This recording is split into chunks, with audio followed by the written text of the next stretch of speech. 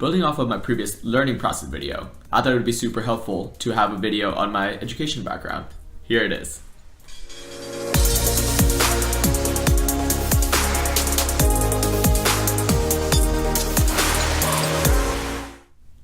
This is the topic I get most asked about, so here's a video on my full education background.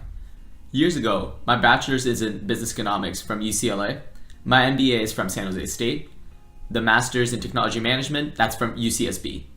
And most often, the next question I get asked is, why so many degrees? Well, I love learning, and being in technology product management, I wanted to start off with a strong skill set. And that skill set is built from the schools I've attended, the degrees I've gotten, and the work experiences during those years. There's a reason for getting the degrees after UCLA, and mainly it's because UCLA was a very theory-based education. Very heavy on economics, very much on game theory, very much on mathematical modeling. And then my specialization was in finance and financial modeling. But earlier in my career, when I started working as an associate product manager, I realized that I needed more than the financial expertise. I needed to understand how different parts of the business worked with each other. And that's exactly what I got out of my MBA. How does sales have an impact on product development? How does marketing impact supply chain management? And getting those high-level understanding of these sectors such as marketing, operations, finance, strategy, and how they interact, that's really what I got out of my MBA.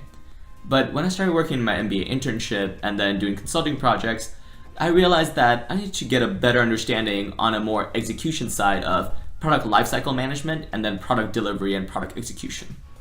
Hence the degree at UCSB. And that's exactly what the technology management degree is how do you systematically innovate?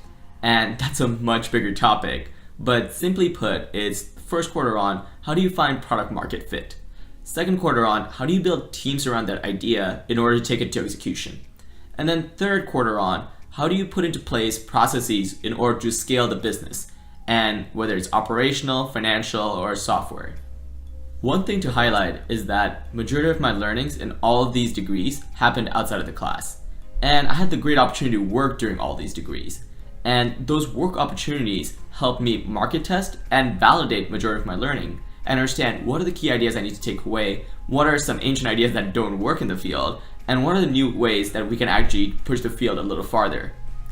Don't get me wrong, I'm not saying don't attend class or perform poorly in class. I still graduated at the top of my class, but what I'm saying is use external opportunities in order to validate your learning. Understand what are the actual key takeaways you should have. And that's the key to understanding the core principles. And understanding those core principles is what has actually helped me excel in management as well as in my career.